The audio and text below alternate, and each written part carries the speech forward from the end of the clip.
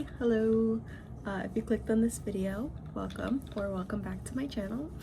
My name is Tanya and I make videos here on YouTube, ranging from lifestyle content to vlogs, to book videos. So hi, hello.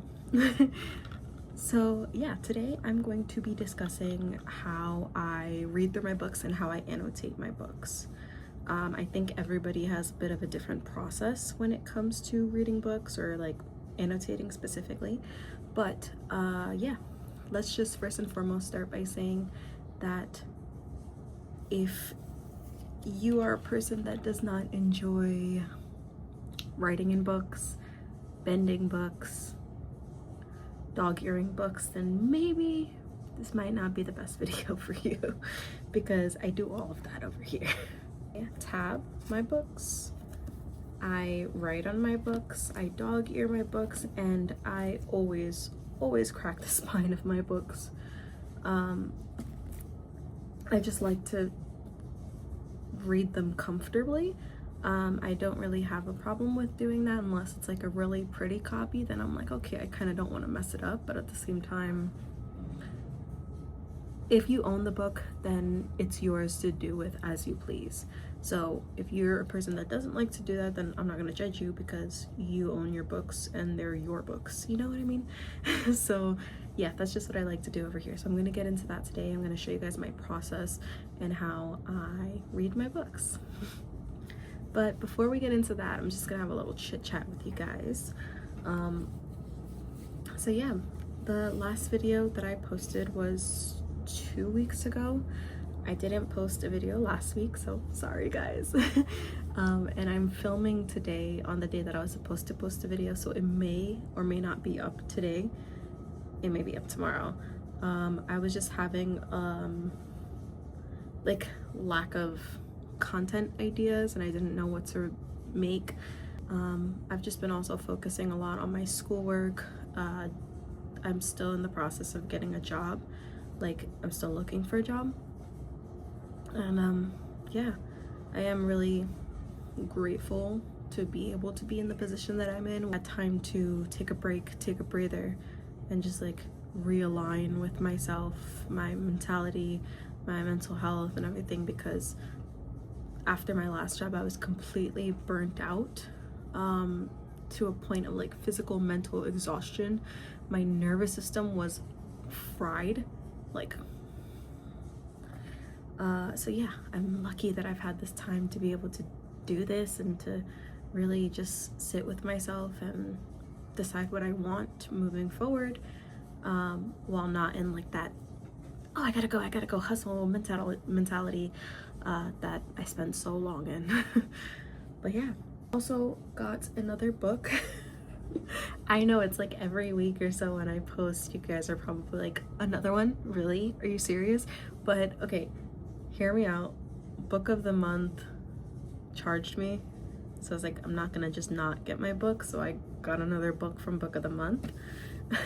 So this is the book that I got. It's called The Last Contract of Sako by Fonda Lee. And it's like a science fiction book.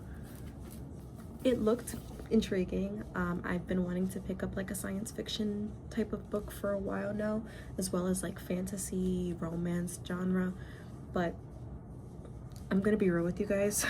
Most of the romance books that are on like Book Talk and like Instagram, Bookstagram or whatever, they're just not my thing. Like, I don't like those spicy novels.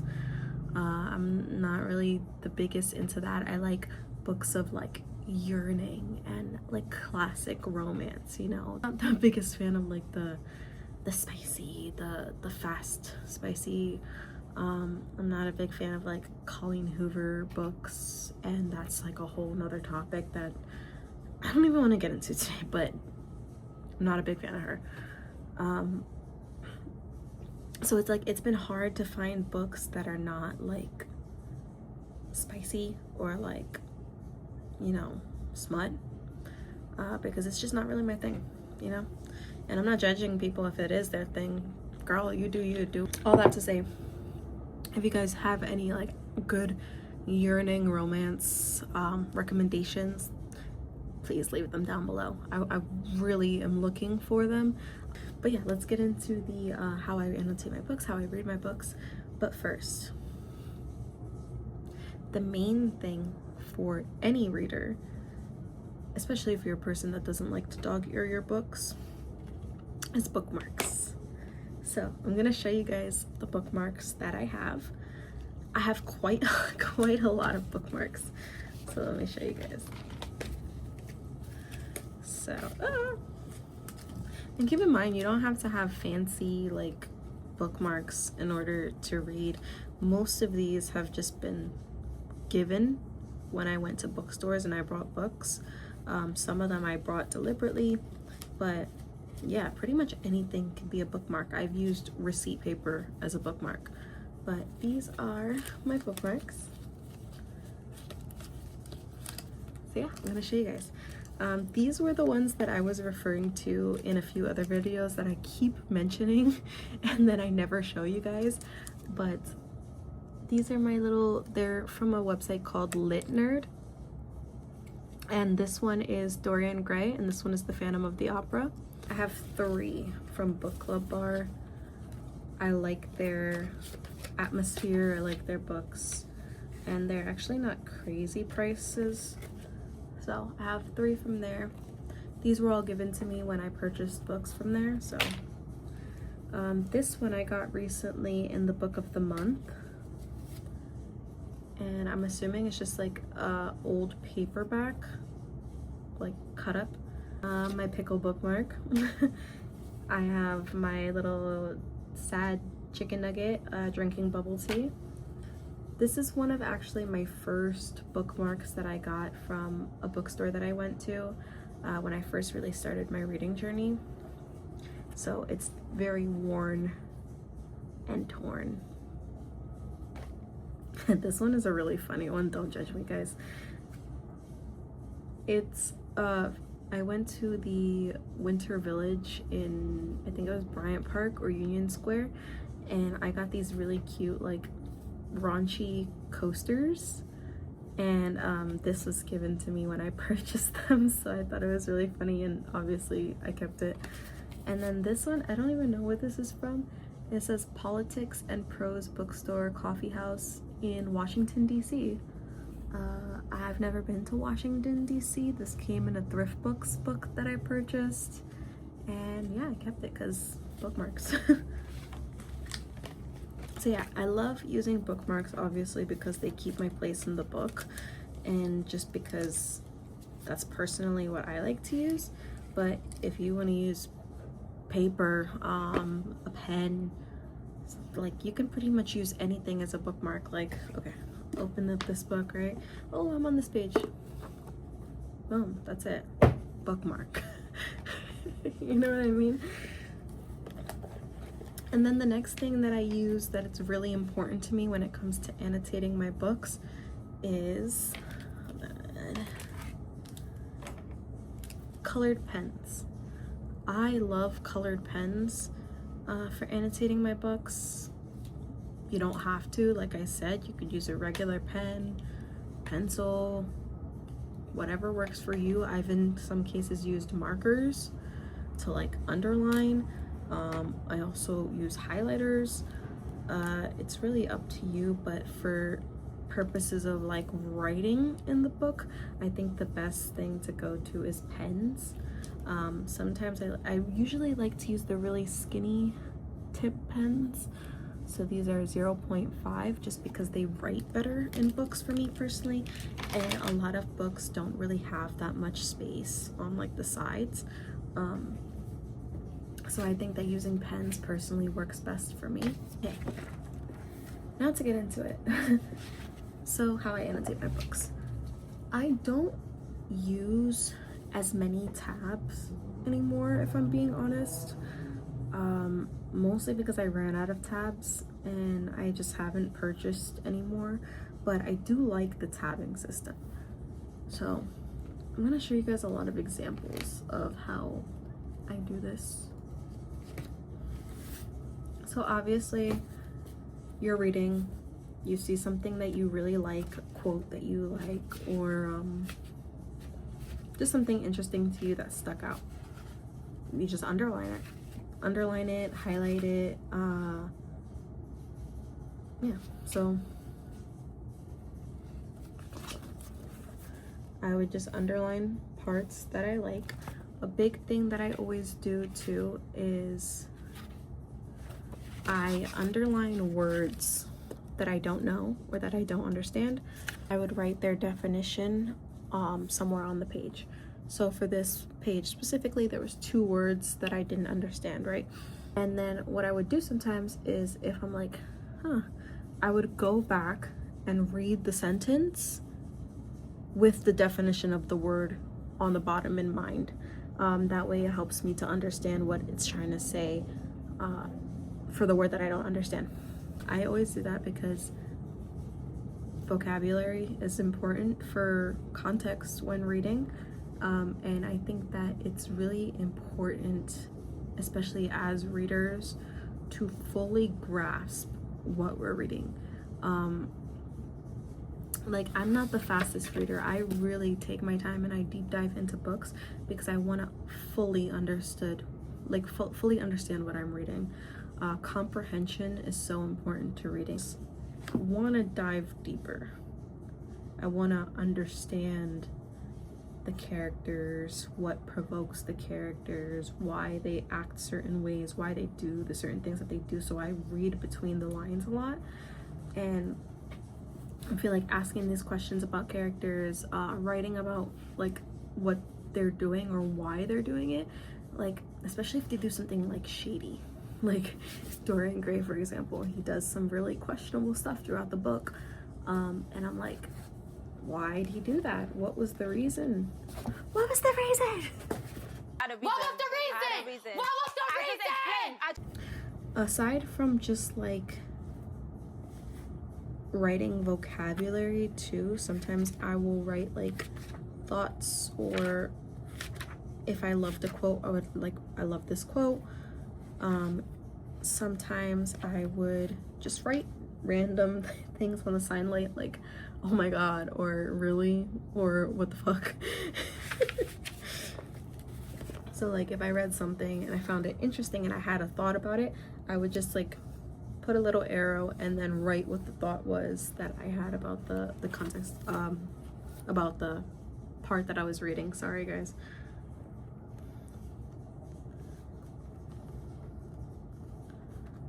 There was a part where Mr. Darcy was like feeling anxious, and it was like describing his anxiety because he felt like too nervous to speak. It's just like anxiety. Cause me too, bro. And that's the thing, is sometimes the annotations don't have to be like these deep intellectual things like people make it out to be. Sometimes I'm just like, LOL, that was funny. Something that I used to do that I don't do as much, but I really should, is sometimes at the end of the chapters, I would just write a quick summary of what happened, so that if I put the book down for like a few days or a week and I'm just like, I don't really remember what happened that much, I could just read that little summary and be like, oh okay, and then continue reading. Because as someone who forgets a lot, if I don't write like a quick summary of the book, or like a quick like, hey, this is what happened, or like my thoughts and feelings about the chapter after writing like what happened, it helps me to like just jump right back into it. Oh, also something I do, and this is particular I guess to myself, but something that I do is like, right, for the night circus, if the book has parts, like if you get to a certain thing and it's like part 2, part 3, part 4, something that makes it easier for me is I just dog ear the parts of the book so that I know how long it is until I get to the next part. It's something that I do personally. But yeah, these are all just things that I do to make reading more fun, more enjoyable for me. I always like to, there's this is what I refer to it as, but I refer to, like, you know that feeling when you finish a book and you're like, did I finish the book or did the book finish me?